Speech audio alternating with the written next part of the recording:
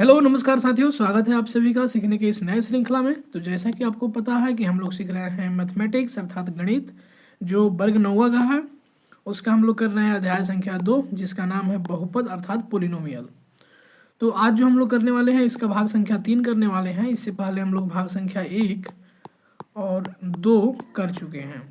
ठीक है, तो अगर आप पीछे वाला भाग नहीं देखे हैं तो ज़रूर देखिए, फिर आप भाग संख्या 3 को देखिए, अच्छा से समझ में आएगा।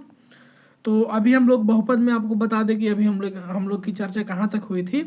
तो हम लोग ने पिछले भाग में एक चर वाले बहुपद के बारे में जाना था कि अर्थात वैसा बहुपद जिसमें केवल एक ही चर हो, तो उसे हम लोग क्या बोलते हैं, एक चर वाले बहुपद। उसके बाद हमने देखा था शून्य बहुपद, अर्थात वैसा बहुपद जिसका हर एक गुणांक जो है वो क्या हो, जीरो हो। तो जब हर एक गुणांक जीरो होगा तो एक्स स्क्वायर का गुणांक यहाँ जीरो है, जोड़ मान लीजिए एक एग्जाम्पल दे रहे हैं, एक्स का गुणांक जीरो है, जोड़ एक्स के पावर जीरो का गुणांक जीरो है, तो ये क्या होगा, सबको गुना करेंगे तो जीरो ही आएगा। इसको करेंगे तो जीरो, जीरो में एक्स से गुना करेंगे तो जीरो, जीरो में एक्स के पावर जीरो से गुना करेंगे तो जीरो, जीरो में कुछ भी से गुना कीजिएगा बाबू तो रिजल्ट क्या देगा, जीरो ही देगा। तो इस प्रकार के बहुपद को हम क्या बोलेंगे, शून्य बहुपद अर्थात जीरो बहुपद। उसके बाद हमने देखा था बहुपद की घात व प्रकार। तो बहुपद के घात में हमने देखा था कि बहुपद के घात हम कैसे निकालते हैं। तो सबसे पहले हम हर एक पद का घात चेक करते हैं, ठीक है। और जिस पद का घात सबसे अधिक होता है वही घात बहुपद की घात कहलाता है। जैसे मैं एग्जांपल से समझो, x cube plus 3x² plus 3 अगर लिखा हो, अगर इसमें कहा जाए बहुपद की घात कितना है, तो इस पद का घात कितना है, 3, इसका 2 और इसका 0। तो इन सब में सबसे ज़्यादा कौन है, 3 है। तो इसका मतलब बहुपद का जो घात होगा वह कितना हो जाएगा, 3 हो जाएगा। और उसके बाद इसके प्रकार भी देखे थे बहुपद के, जैसे में एक पद, द्विपद, त्रिपद, और हम घात के भी आधार पर देखे थे, देखिए बहुपद, द्विघात बहुपद, त्रिघाती बहुपद, ये सब भी हमने देखा था। तो आपको डिटेल में अगर जानना है तो भाग संख्या 2 देखिए। और आज के इस भाग में जो हम लोग देखेंगे वो देखेंगे उदाहरण संख्या 1 और प्रश्नावली 2.1। किस बुक के हैं बाबू, तो ये हम पूरा बुक फॉलो किए हैं, एनसीईआरटी जो बुक चलता है बिहार बोर्ड के लिए, उसके लिए है ये। तो उदाहरण संख्या 1 और प्रश्नावली 2.1। तो चलिए अब हम शुरू करते हैं इस क्लास को। आप मेरे साथ जुड़ जाइए, कलम और कॉपी लेकर अपने से खुद बनाइए, क्योंकि आप इसका कंसेप्ट ऑलरेडी पढ़ चुके हैं। तो आई होप यहाँ तक आपको करने में कोई दिक्कत नहीं होगा, क्योंकि इतना भी डिफिकल्ट क्वेश्चंस नहीं है। तो उदाहरण संख्या 1 कह रहा है, नीचे दिए गए प्रत्येक बहुपद की घात ज्ञात कीजिए। नीचे 3 बहुपद लिखे हुए हैं, पहला, दूसरा और तीसरा, और कह रहा है कि प्रत्येक का आपको घात ज्ञात करना है। तो हमने बताया था बउआ कि घात कैसे निकाला जाता है।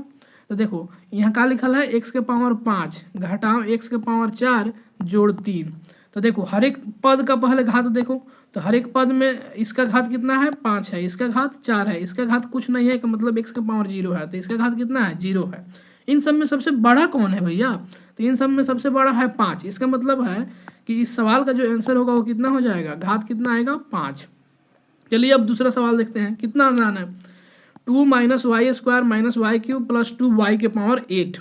ठीक है, तो इसका जो घात है वो कितना है, डिग्री कितना है, एक्स वाई के टर्म में है तो इसको भी वाई के टर्म में ही लिखेंगे। तो ये वाई के पावर अगर 0 करेंगे तो ई हो गया, यहाँ y² है, ई y³ है, ई कितना है, y के पावर 8 है। यहाँ पे हर एक पद का हम क्या कर दिए, अचर वाला पार्ट लिख दिए, अचर वाला जो अभी कांस्टेंट कोफिशिएंट है अर्थात गुणांक को छोड़ के। तो देखो ये 0 है, ये 2 है, ये 3 है, ये 8 है, ये सब में बड़का कौन है, सबसे बड़का 8 है। तो एक मतलब ये जो बहुपद ये पूरा है, तो ये जो पूरा बहुपद है तो इसका जो घात होगा वो 8 हो जाएगा। अब देखो तीसरा सवाल है 2 का क्या बताना है, घात बताना है। तो इसमें कोई ABCD वाला है ही नहीं, तो अपने से मान लेते हैं एक्स के पावर 0। एक्स के पावर 0 का वैल्यू तो आपको पता ही है, एक्स के पावर 0 का वैल्यू कितना आता है, 1 आता है। तो ये बाद में गुना करेंगे, 2 × 1 तो 2 ही रहेगा, अर्थात 2 को ही हम इस तरीका से भी लिख सकते हैं। तो इसमें एक्स का घात कितना है, आप देखकर बताओ, तो 0 है, अर्थात 2 भी तो एक बहुपद है। तो किस प्रकार का बहुपद है ये, कांस्टेंट पोलिनोमियल है। ठीक है, मतलब इसका वैल्यू नहीं बदलेगा, 2 है तो 2 ही रहेगा। तो इसका जो घात है कितना हो जाएगा, 0 हो जाएगा। तो इसी को यहाँ पे लिखा गया है कि चर का अधिकतम घातांक इस सवाल के लिए 1 के लिए 5 है, अतः बहुपद की घात क्या हो जाएगी, 5 हो जाएगी। देखो यहाँ पर अधिकतम घातांक कितना है, 5 है। दूसरे में चर का अधिकतम घातांक 8 है, यहाँ पे सबसे अधिकतम घातांक 8 है, अतः बहुपद की घात क्या हो जाएगी 8 हो जाएगी। और ये जो तीसरा है इसको हम ऐसे लिखेंगे, यहाँ केवल एक पद 2 है जिसे 2 इंटू एक्स की पावर 0 के रूप में लिखा जा सकता है, केवल 2 है तो इसको हम ऐसे लिख सकते हैं 2 इंटू एक्स की पावर 0। अतः जो x का घातांक होगा वो क्या हो जाएगा 0 हो जाएगा, इसलिए बहुपद की घात क्या हो जाएगी 0, जो अभी हमने डिस्कस किया। आ रहा है समझ में यहाँ तक। अब हम बात करेंगे प्रश्नावली 2.1 के ऊपर।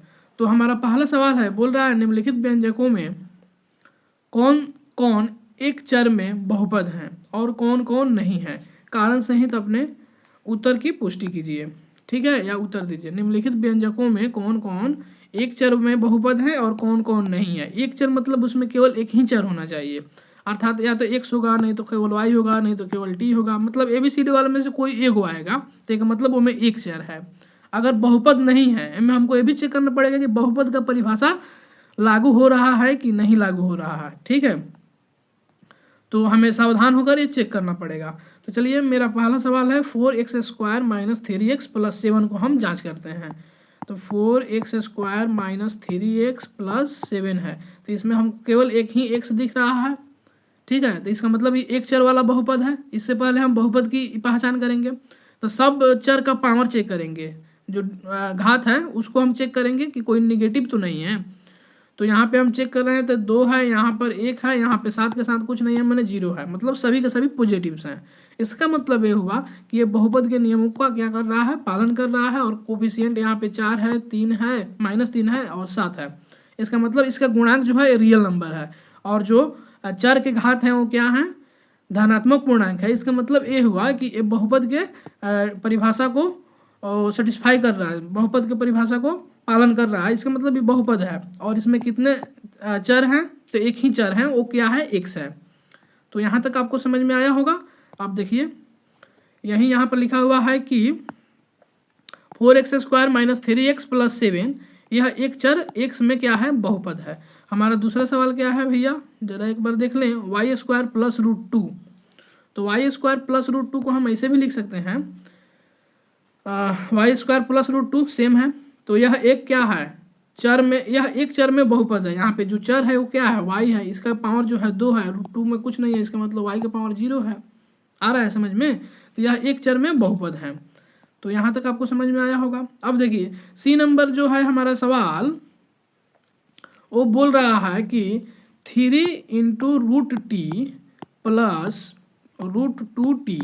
ये चेक कीजिए। सबसे पहले हम इसमें क्या चेक करेंगे कि ये बहुपद है कि नहीं है। तो √t का मतलब क्या है, 3 गुना t के पावर 1/2। हम जब ये वर्गमूल वाला साइन हटाते हैं ना, तो इसका मतलब यही होता है कि 1/2 करना है पावर में। इसका मतलब क्या होता है, पावर में 1/2, पावर में 1/2 कर रहे हैं।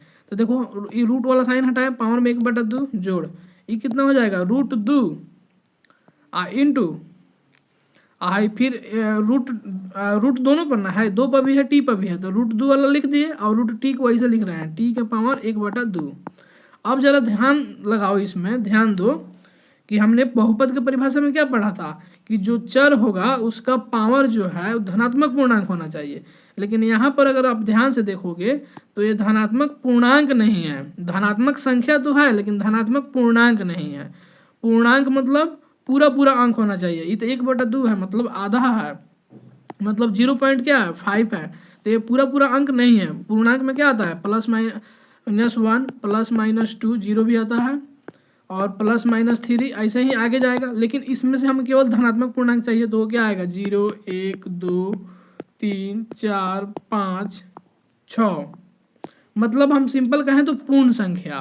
कौन सी संख्या, पूर्ण संख्या। जो घात है वो क्या होना चाहिए, पूर्ण संख्या होना चाहिए। लेकिन यहाँ पे घात क्या है, पूर्ण संख्या नहीं है, परिमेय संख्या है। तो इस प्रकार यह बहुपद नहीं है, ये बहुपद नहीं है। आया समझ में। जब बहुपद है ही नहीं तो इसका घात नहीं बताया जा सकता है। ठीक है, अब देखो चौथा नंबर सवाल ऐसा है, y + 2/y, यहाँ पे y है, ठीक ना। तो y + 2/y ये बताना है कि बहुपद है कि नहीं है। तो आपको पिछले वाले भाग में बताए थे, अगर 1/y लिखा लो तो इसका मतलब होता है y के पावर -1 लिखा हुआ है।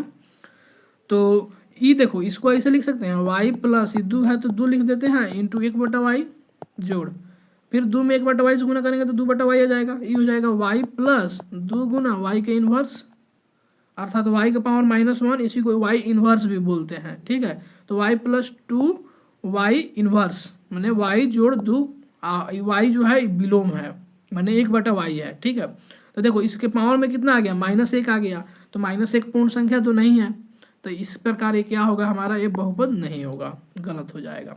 तो ये बात आप ध्यान में रखिएगा।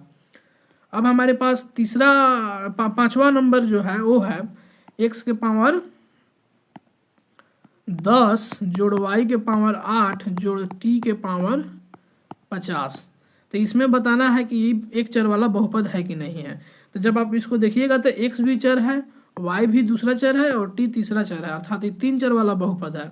बहुपद देखने के लिए फिर हम क्या करेंगे, इसका पावर भी चेक करेंगे। इसका पावर 10 है, इसका पावर 8 है, इसका पावर 50 है। ठीक है, तो ये सभी पॉजिटिव पूर्णांक है अर्थात धनात्मक पूर्णांक है। इसका मतलब पूर्ण संख्या है 10, 8, 50। तो ये तो हमारा बहुपद है लेकिन एक चर वाला बहुपद नहीं है। ठीक है, तो यह एक चर ये बहुपद नहीं है क्योंकि इसमें अनेक चर हैं, x भी है, y भी है, t भी है, अर्थात x, y, t चरों वाला एक व्यंजक है, इसलिए यह एक बहुपद क्या है, नहीं है, एक चर वाला बहुपद नहीं है। आया समझ में। अब देखो, अब गुणांक लिखना है।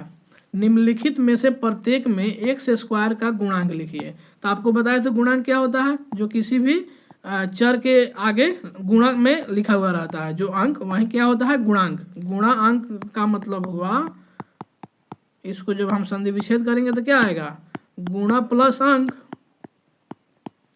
तो अर्थात गुणा में जो अंक लिखा होगा वही हमारा क्या हो जाएगा, गुणांक। और किसके गुणा में लिखा होना चाहिए, x² के। तो अब हम खोजेंगे इसमें x² कहाँ कहाँ दिख रहा है, उसमें जो आएगा वही गुणांक हो जाएगा।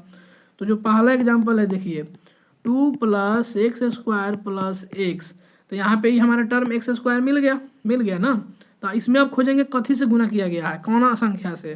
तो x² में कुछ से गुना नहीं किया गया है, इसे तो दिख रहा है, लेकिन जब कुछ भी से गुना नहीं किया गया है इसका मतलब 1 से गुना किया गया है उसमें। जब कुछ भी से गुना नहीं किया गया है इसका मतलब उसमें 1 छिपा हुआ है, 1 से गुना किया गया है। तो यहाँ पर जो x² का जो गुणांक होगा वो कितना हो जाएगा, 1 होगा। चलिए अब हम दूसरा देखते हैं। दूसरा है 2 घटाओ x² + x³ x² का गुणांक निकालना है, तो बाकी वाला से हमको मतलब ही नहीं है ना। तो देखो इसमें x² से किससे गुना किया गया है, माइनस से। ये माइनस से क्या है, गुना है -1 से। तो x² में -1 से क्या किया गया है, गुना किया गया है, अर्थात x² का गुणांक कितना है, -1। अगर हम आपसे पूछ लें कि x³ का गुणांक कितना है, तो x³ का जो गुणांक है 1 हो जाएगा।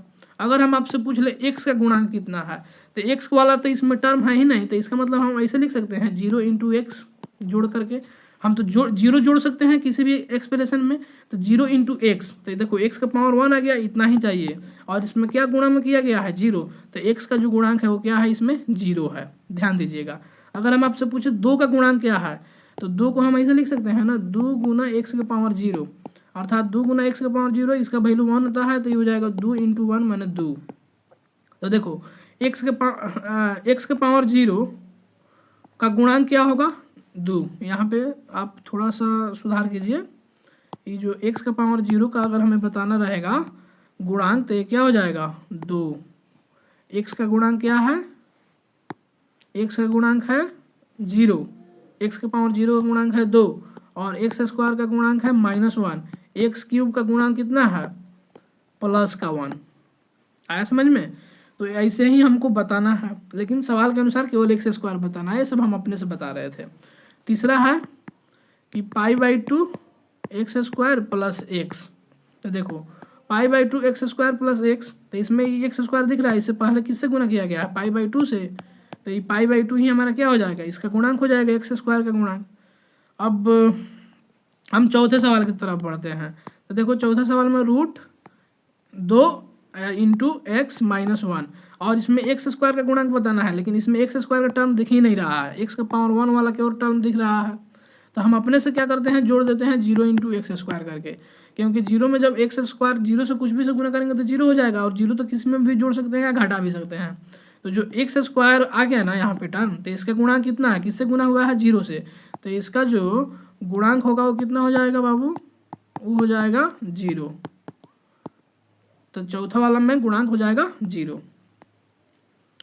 तो सिंपल यहाँ पे लिखा हुआ है 2 + x² + x में x² का जो गुणांक है 1 है, 2 - x² + x³ में जो x² का गुणांक है -1 है। इसमें जो गुणांक है π/2 है और इसमें जो x² का गुणांक है वो क्या है 0 है, क्योंकि इसमें टर्म है ही नहीं, तो 0 + x² करके हम जोड़ देंगे तो ये हमारा आ जाएगा ये गुणांक। ठीक है, यहाँ तक आया समझ में। अब हम बात करते हैं आगे के सवाल में। कह रहा है प्रश्न संख्या 3 कि घात 35 के एक द्विपद और घात 100 के एक पदी का एक एक उदाहरण दीजिए। मतलब आप एक ऐसे एग्जाम्पल दीजिए द्विपद का जिसमें 2 ही पद हो और उसका घात जो है 35 हो। ठीक है, और दूसरा और करके शब्द जोड़ दिया है एक और इसमें सवाल कि घात 100 के एक पदी का एक उदाहरण दीजिए। आप कोई भी अपने मन से एक उदाहरण दे सकते हैं, जरूरी नहीं है कि इसमें हम जो बताएं वही सही है, कोई भी एग्जाम्पल हो सकता है। जैसे देखिए घात 35 के एक द्विपद, तो उसमें तो 2 पद होना चाहिए, तो x + 2 कर दिए, तो ये पहला पद हो गया, एक दूसरा पद हो गया। बोल रहा है घात 35 होना चाहिए, तो x से घात 35 कर दिए, ये भी सही है। कोई लोग ऐसे भी कर सकते हैं 2x⁻35 जोड़ x, इसका भी घात कितना है 35 है, ये भी सही है। बहुत तरीका से इसको लिखा जा सकता है। अब ये हमारा हो गया पहला का एग्जाम्पल, लेकिन आपको एटलीस्ट कम से कम एक देना पड़ेगा। अब देखिए अब हम दूसरा देखते हैं। तो घात 100 के एक पदी, तो घात कितना होना चाहिए 100, तो x⁻100 लिख दिए, हमारा आंसर हो गया। इसमें मन करे तो कुछ कोफिशिएंट भी लगा सकते हैं, 5 × x⁻100, ये भी आंसर हो गया। ठीक है, तो ए नंबर है घात 35 का द्विपद x⁻35 जोड़ x। अब देखो घात 100 का एक पद ही, तो 5y⁻100, इसमें एक ही पद होना चाहिए, मैंने जोड़ घटाओ इसमें और ज़्यादा नहीं जोड़ना है। मैं द्विपद में नहीं, पहला पद ही दूसरा पद, आया समझ में। अब देखो प्रश्न संख्या हमारा कितना अब है 4। बोल रहा है निम्नांकित में से प्रत्येक बहुपद की घात ज्ञात कीजिए। तो चलिए इसको फटाफट आप बताइए, क्योंकि शुरू में बताए हैं घात कैसे निकालते हैं एग्जाम्पल से। ठीक, तो देखिए निम्न अंकित मतलब जो निम्न मतलब होता है नीचे, अंकित मतलब लिखा हुआ है, जो नीचे लिखा हुआ है उसमें प्रत्येक माने हर एक बहुपद का घात बताना है। तो पहला हमारा जो सवाल है वो कह रहा है 5x⁻3 है, बीच में जोड़ का साइन है, फिर है 4x⁻3 जोड़ 7x, 5x⁻3 जोड़ 4x⁻2 जोड़ 7x⁻1। जब कुछ भी घात नहीं है तो इसका मतलब x पे माथे पे कुछ भी नहीं लिखा हुआ है, इसका मतलब 1 है। तो देखो इस पद का घात कितना है 3, इसका घात कितना है 2, इसका घात कितना है 1। इन सब में सबसे बड़ा कौन है भैया, तो सबसे बड़ा है 3। तो इसका मतलब ये हुआ कि ये जो बहुपद है इसका जो घात होगा वो 3 होगा। सबसे बड़ा वाला लेकर चलते हैं, क्योंकि चर का अधिकतम घात जो होता है सर्वाधिक घात वहीं बहुपद का घात कहलाता है, आपको तो पता है। तो इसमें जो अधिकतम घात है 3, तो इसका जो घात होगा वो कितना होगा 3 होगा। तो 5x³ जोड़ 4x² + 7x में जो घात है वो 3 है। अब देखो ये देखते हैं 4 घटाओ y², 4 घटाओ y²। तो देखो 4 का घात, 4 का अगर हम देखें तो इसमें कितना होगा 4 × y⁻0, तो इसका जो घात होगा 0 है। एक घात जो है कितना है 2 है, तो इसका मतलब अधिकतम घात 2 है, तो इसका आंसर कितना हो जाएगा 2। 5t - √7 की घात ज्ञात कीजिए। तो 5 × √7 का घात कितना हो जाएगा, यहाँ t का पावर कितना है 1, और कोई अदर टर्म में t वो लगा नहीं है, कोई अचर कोई चर है नहीं, तो इसका घात कितना हो जाएगा 1। अब देखो एक कांस्टेंट पोलिनोमियल है 3, तो 3 में कुछ से गुना नहीं है, कोई भी अचर नहीं है, कोई चर नहीं है। ठीक, तो अपना से एक चर ले लेते हैं, मान लेते हैं x⁻0।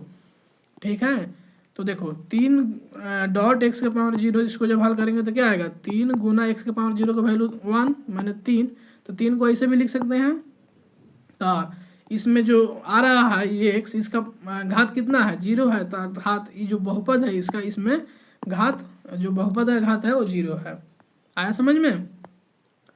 तो जो हम लोग अगले भाग में देखेंगे वो सीखेंगे प्रश्नावली 2.1 के ही जो बाकी के प्रश्न बच गए हैं, अर्थात प्रश्न संख्या 5 को, और फिर हम लोग देखेंगे बहुपद के शून्यक, कि बहुपद का हम लोग शून्यक कैसे निकालते हैं। ठीक है, तब तक आपका बहुत बहुत धन्यवाद। मिलते हैं आपसे जल्द ही अगले भाग में। जय हिंद।